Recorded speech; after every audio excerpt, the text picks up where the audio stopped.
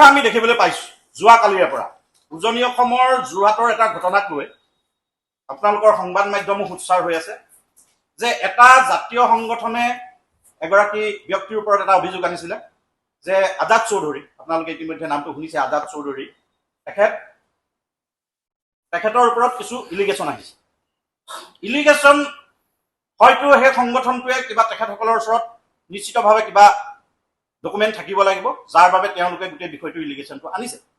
তাৰপিছত আমি দেখিবলৈ পালোঁ যোৱাকালি যোৰহাটত তেখেতসকলে এই ব্যক্তিগৰাকীয়ে কোনোবা সংবাদ মাধ্যমৰ আগত এটা স্পষ্টীকৰণ দিছে। স্পষ্টীকৰণটো মানি ল'লোঁ, তেখেতে দুই এটা ডকুমেণ্ট দেখাইছে যে তেখেতে প্ৰকৃতাৰ্থত বাংলাদেশী নহয়, তেখেতৰ ওপৰত এইটো মানে মিছা আৰোপ আনিছে বুলি তেখেতে কৈছে। কিন্তু এই সময়ত আমি এটা কথা ক'ব বিচাৰিছোঁ যে তেখেতে সেই প্ৰতিক্ৰিয়াবিলাক দিবলৈ যাওঁতে এটা সংগঠনৰ এজন কেন্দ্ৰীয় নেতৃত্বক যি ধৰণে তেখেতে ভাষা ব্যৱহাৰ কৰি তেখেতে গোটেই প্ৰত্যুত্তৰটো দিছে, আমি গোটেই বিষয়টো আমাৰ দৃষ্টিগোচৰ হৈছে। আজি তাৰিখত তেখেতৰ ইতিহাসত এনেকুৱা ধৰণৰ কিবা ঘটনা থাকিব পাৰে যাৰ কাৰণে হয়তো অসমৰ এটা জাতীয় সংগঠনে তেখেতক অবৈধ বিদেশী বুলি ক'বলগীয়া এটা পৰিৱেশ আহিছে। তাৰপিছত যিগৰাকী ব্যক্তিৰ ওপৰত অবৈধ বিদেশী বুলি এটা ইলিগেশ্যন ইতিমধ্যে লাগি গৈছে, আমিও চিন্তা কৰিছোঁ হয় তেখেতৰ ইতিহাস কিবা থাকিব পাৰে। সেইগৰাকী ব্যক্তিয়ে আঙুলি টুৱাই অসমৰ এটা জাতীয় সংগঠনৰ এগৰাকী নেতৃত্বক আঙুলি টুৱাই গালি পৰাৰ কিন্তু তেখেতে ধৃষ্টতা প্ৰকাশ কৰিছে।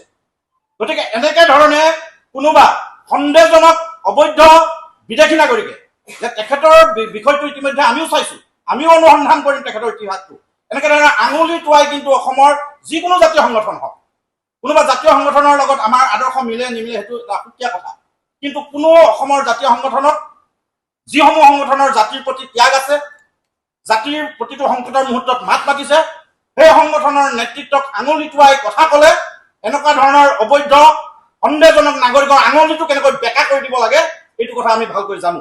গতিকে আমিও সকিয়নি দিছোঁ যে কোনো জাতীয় সংগঠনৰ নেতৃত্বক অবৈধ বিদেশীৰ সন্দেহৰ আৱৰ্তত থকা ব্যক্তিয়ে কিন্তু এনেকুৱা ধৰণে প্ৰশ্ন উত্থাপন কৰিব নোৱাৰিব।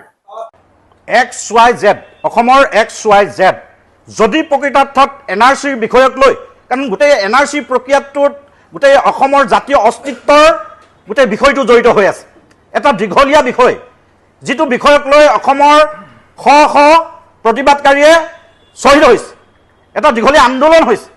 সেই আন্দোলনটোৰ গইনা লৈ কোনোবাই নিজকে ডাঙৰ নেতা বুলি ভাবি যদি প্ৰকৃতাৰ্থত NRCৰ বিষয়টোক লৈ কোনোবা পৰ্যায়ত যিকোনো পৰ্যায়ত যদি কোনোবাই দুৰ্নীতি কৰিছে, সি বিষয়া কৰ্মচাৰীয়ে হওক, কোনোবা অৰাজনৈতিক সংগঠনৰ নেতাই হওক, কোনোবা ৰাজনৈতিক দলৰ নেতাই হওক, সকলোৰে বিৰুদ্ধে ইয়াৰ এটা তদন্ত হোৱাটো আমি কামনা কৰোঁ। যিয়ে নহওক সকলোৰে বিৰুদ্ধে তদন্ত হ'ব লাগিব। যদি প্ৰকৃতাৰ্থত কোনোবাই NRCৰ বিষয়টোৰ লগত দুৰ্নীতিত জড়িত হৈ আছে, তেখেতসকলৰ ওপৰত আইনী ব্যৱস্থা গ্ৰহণ কৰাটো আজি তাৰিখত আমি সংগ্ৰামী যুৱ ছাত্ৰ পৰিষদ অসম, অসমীয়া যুৱ মঞ্চ বা জাতীয় সংগ্ৰামী সেনা সকলোৱে কিন্তু কামনা কৰে। স্পষ্ট হৈ আছে, আমি নাগৰিকত্ব সংশোধন বিলৰ আজিও বিৰোধিতা, কিন্তু বৰ্তমান আজিৰ যিটো বিষয়, এই বিষয়টোত কোনো কাৰণতে কোনোবা ৰাজনৈতিক দলে যদি বাধা আৰোপ কৰিবলৈ বিচাৰে সেইটো ন' কম্প্ৰমাইজ। সি যোনেই নহওক, AYDF হওক, কংগ্ৰেছ হওক, কোনোবা আমছু হওক, কোনোবা ৰাজনৈতিক নেতাপালী নেতা হওক, বিধায়ক হওক, মন্ত্ৰী হওক, কোনোবাই যদি অবৈধ বিদেশী বিতৰণ কৰাৰ বিষয়টোত যদি বুমেৰাং কৰিবলৈ চেষ্টা কৰে, অসমৰ সংগ্ৰামী যুৱ ছাত্ৰ পৰিষদ অসমৰ লগতে অসমীয়া যুৱ মঞ্চ, সংগ্ৰামী সেনা অসমৰ লগতে অন্যান্য বিভিন্ন জাতীয় সংগঠনৰ প্ৰত্যাহ্বানৰ সন্মুখীন হ'ব। এইটো আমি ঐতিহাসিক খিলঞ্জীয়াৰ পীঠস্থান শিৱসাগৰৰ পৰা কৈছোঁ, আৰু আমি গোটেই বিষয়টোত সৰব হৈ আছোঁ আৰু সৰব হৈ থাকিম।